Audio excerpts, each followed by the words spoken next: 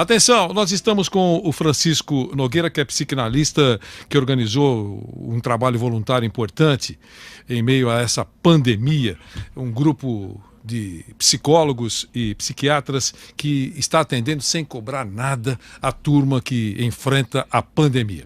Meu caro Francisco, um abração para você, boa tarde, obrigado pela presença.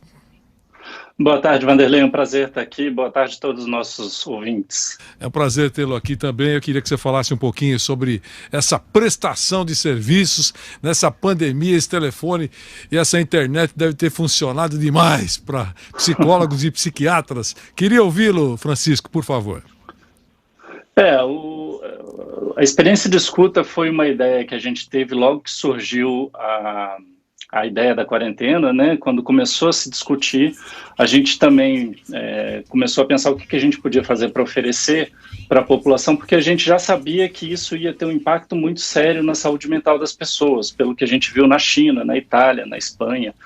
Então, um grupo de psicólogos e psicanalistas se reuniu, um grupo independente, para oferecer para a população esse serviço que é um serviço gratuito, é uma escuta de 30 minutos, é um trabalho pontual, não é uma psicologia ou psicoterapia online, mas muitas vezes eu diria que assim, em 85% dos casos, esses 30 minutos ajudam a pessoa a falar, desabafar, elaborar alguma questão, alguma coisa que está sentindo que às vezes não tem nome, e chegar a alguma conclusão do que a pessoa pode fazer para se ajudar.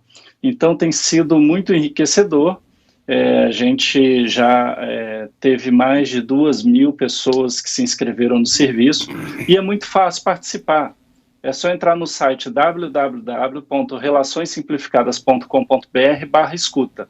Lá a pessoa encontra os profissionais que fazem parte do grupo, que tem horários disponíveis, e marca o seu horário. Ela recebe um e-mail confirmando e na hora marcada o profissional entra em contato e faz essa conversa. Entendi. Você acha que depois que sairmos da pandemia, esse tipo de trabalho, Francisco, vai continuar?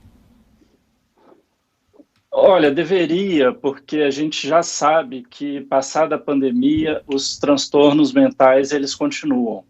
A gente tem visto que, por exemplo, quem tem o benefício de trabalhar de home office, né, que saiu do escritório, foi para casa, está trabalhando, mas tem que dar conta da casa, tem que dar conta muitas vezes dos filhos, se sente mal porque não consegue produzir da maneira como produzia no escritório, né, tem uma queda na produtividade, aí também não consegue dar atenção para os filhos, se sente culpado por isso. Enfim, a gente percebe que esse é um grupo que já começa a entrar em burnout.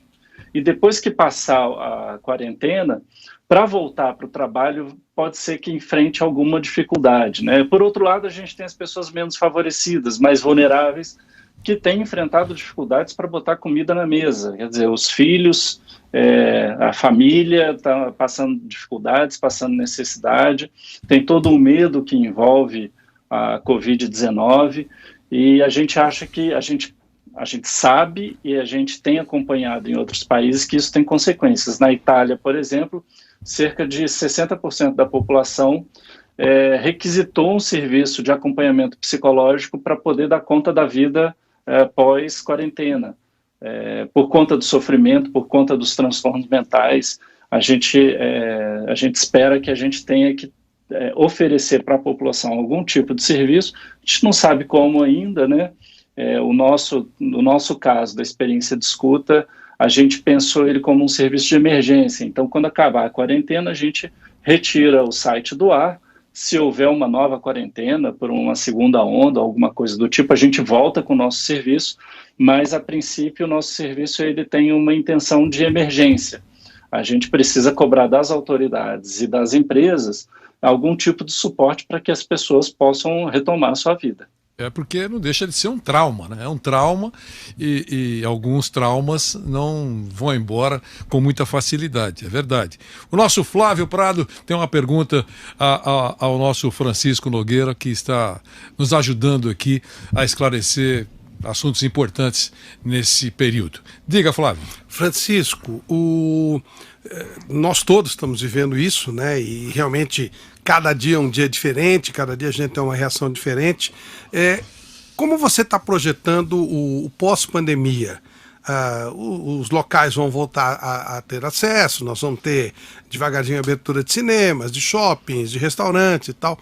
Como você entende que as pessoas vão reagir após isso tudo? A vida será igual? Ou você entende, em cima de 1.700 pessoas que já foram atendidas, já dá para ter uma ideia de como será o brasileiro, já que nós estamos falando de Brasil, pós-pandemia?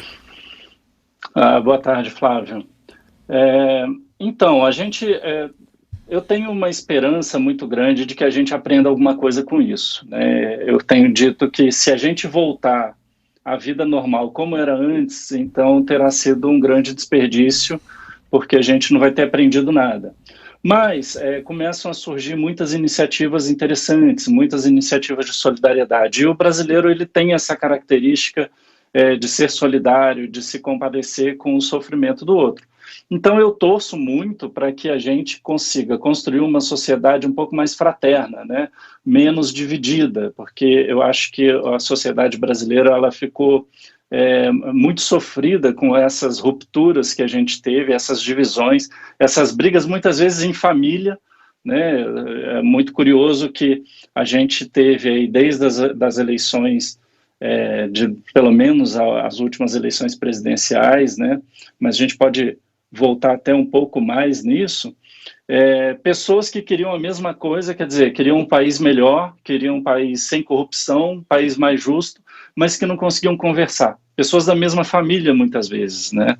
E isso vai causando uma fratura no psiquismo da população, e isso é muito grave. Eu acho que pode ser que a gente tenha uma sociedade um pouco mais unida, em termos de uma sociedade que respeite mais a diferença, que respeite mais a democracia, né? E aí a gente não sabe como que vai ser muito bem essa retomada da normalidade, porque não vai ser por uma decisão de um governo que o vírus vai deixar de estar aí. Quer dizer, enquanto a gente não tiver uma vacina eficaz que atenda 7 bilhões de pessoas, quer dizer, o mundo inteiro precisa ter essa vacina, a vida não vai ser normal com todas as liberdades que a gente tinha. A gente vai ter restrições em cinemas, a gente vai ter restrições em locais fechados, restrições para aglomerações. Então, eu acho que essa retomada ela vai ser gradual, e isso pode trazer algum tipo de frustração, porque eu vejo que ainda tem muita gente acreditando que no dia que decretar o fim da quarentena significa que tudo volta ao normal, e eu não acho que vai ser bem assim, porque o vírus ele não escolhe credo, não escolhe cor, não escolhe religião, ele pega todo mundo de norte a sul do país, jovem ou idoso, e a gente precisa estar de olho nisso. Imagino que já é possível ter uma medida, né, daquilo que vocês, profissionais que atendem esse tipo de procura, recebem, todos vocês. Mais tristeza, mais depressão, violência doméstica. O que é que se ouve mais nesse contato, Francisco? Daí depende da época, né? No começo da quarentena, a gente via muitos casos de ansiedade, incerteza, insegurança, tristeza, revolta. E aí, mais próximo dessa data de agora, né, a gente está entrando aí na 11ª semana, a gente começa a ver um cansaço muito grande, mas também o aparecimento de transtornos mentais mais graves. E aí a gente tem uns casos muito sérios de depressão, uns casos muito sérios, e isso envolve, claro, falas suicidas, abuso de álcool e drogas, muita violência doméstica, teve um crescimento considerável. Então, é bastante preocupante a forma como isso vai se desenvolvendo. E a gente percebe que cada semana parece que a gente tem uma predominância de algum tipo de sofrimento. O que marca todo esse período é um sofrimento, seja pela não aceitação dessa nova realidade, ou seja pelo início do entendimento de que a liberdade que a gente tinha, ela foi perdida pelo menos por um tempo, e um tempo que a gente não sabe. E esse não saber, ele causa muito desamparo, né? E esse desamparo, sobretudo, para um povo que está tão acostumado a se abraçar, a ser afetivo, ele é muito difícil, é muito sofrido, né? Tem todas essas notícias de morte, esse contexto de aproximação da morte, e isso vai causando nas pessoas uma impotência muito grande. Perfeito. Francisco Nogueira, um grande abraço, obrigado pela gentileza, por nos atender essa tarde, neste domingo, ao vivo pela Jovem Pan. Obrigado, um abração. Um abraço, muito obrigado. Abração para você, o Francisco Nogueira, psicanalista, que organizou um trabalho voluntário, como você acabou de falar, num grupo de psicólogos, psiquiatras, fazendo um trabalho de atendimento sem cobrar nada para tentar melhorar um pouco mais a vida de muita gente. São 14 horas e 16 minutos em São Paulo, nós vamos continuar trazendo para você prestação de serviços, informações, é isso que nós queremos.